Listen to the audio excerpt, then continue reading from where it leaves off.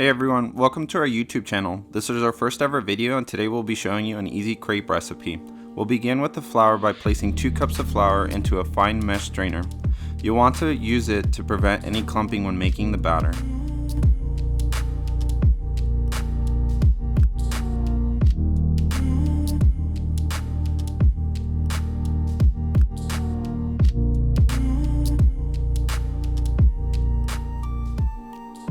Now that you've sifted the flour, the next step will be adding 1/4 teaspoon of salt and a half teaspoon of sugar.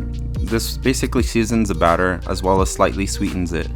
You can pretty much use these crepes for savory and sweet dishes or whatever you'd like. Now that you've added the sugar and salt, you'll want to add the eggs. You'll need 3 regular sized eggs and begin whisking the mixture and introducing the eggs and flour together. You want to start off slowly so that you don't make a mess and spill the flour or shoot the flour everywhere.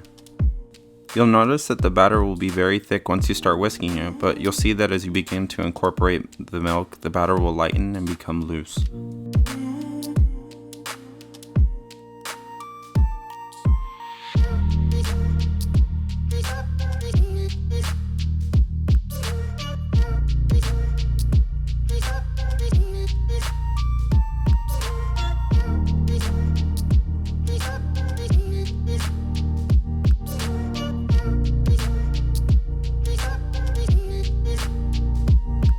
Once you feel that your eggs and flour are pretty well incorporated, you'll want to add in the milk. The milk will be a total of 3 cups, which you'll want to incorporate slowly, but by adding it in segments, this keeps your mixture from becoming too watery and allows you to control the thickness of it. It may seem pretty thick, but as you begin to add more milk to the batter, it will loosen, and unlike pancake batter, this batter is much thinner.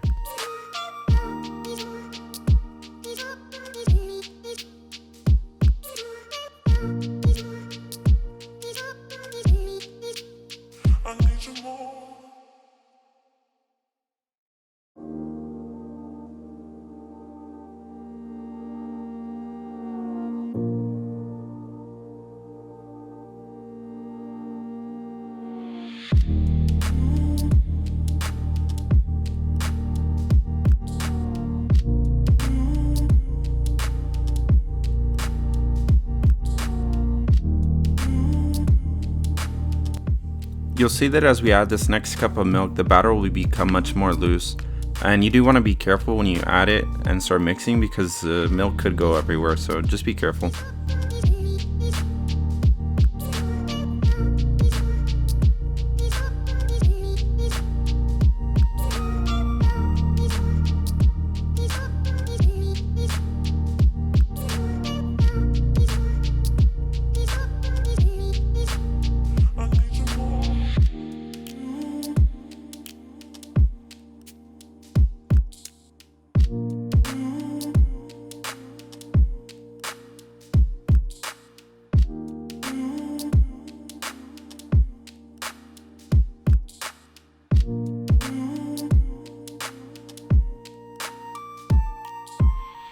You'll want to pay attention to the thickness of the batter at this point. As you can see, it's very thin, but it still holds to the whisk slightly.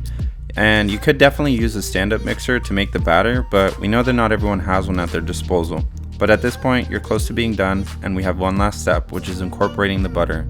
For the butter, you'll want to add in 2 tablespoons, but make sure to mix the batter as you pour because it could scramble your eggs if it's too hot.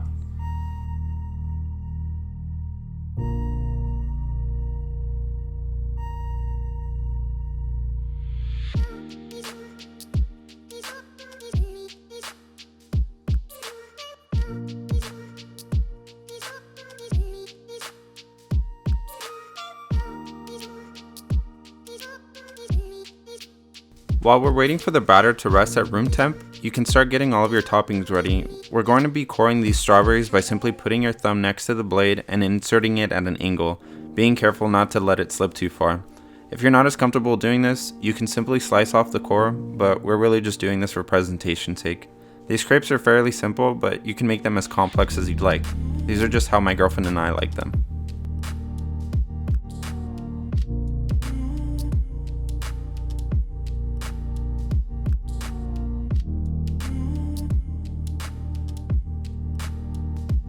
This next step is not as necessary as you can always buy a can of whipped cream, but it's much more fun to make at home and it's really simple.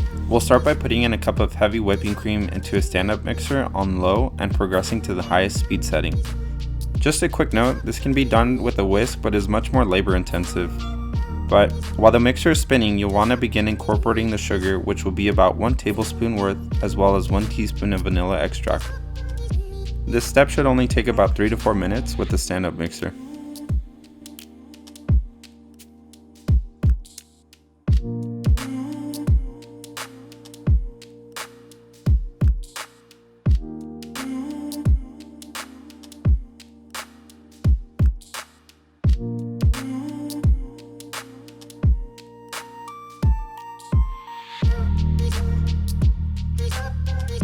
So now we start getting into the fun part, the actual cooking. You'll want to preheat your pan on medium-low, then spray Pam non-stick onto the pan. A quick side note, please be sure to spray the pan away from the flame. You'll want to ladle in a spoon of the batter into the middle of the pan, and with your other hand, you'll want to move it how we did.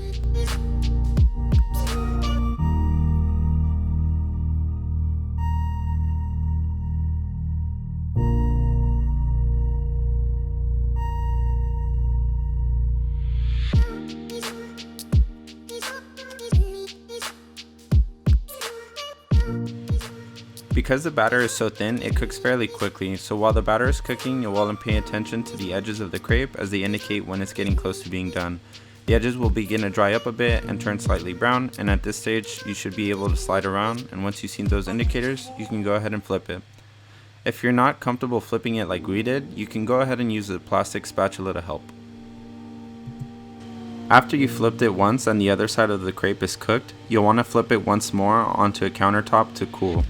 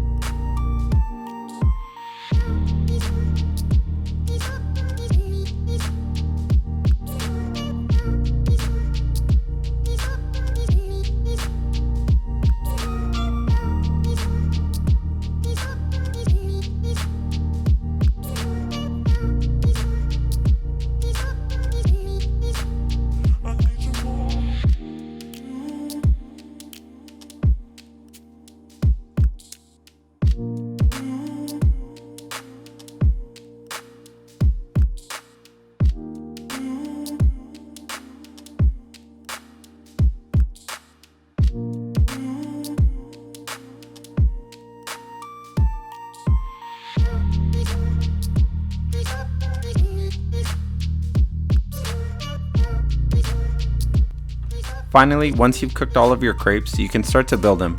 Here we are just using plain white sugar and folding them in, but you can put anything you'd like. Some people like Nutella and bananas or Nutella and strawberries. These are pretty flexible in whatever you can put in them.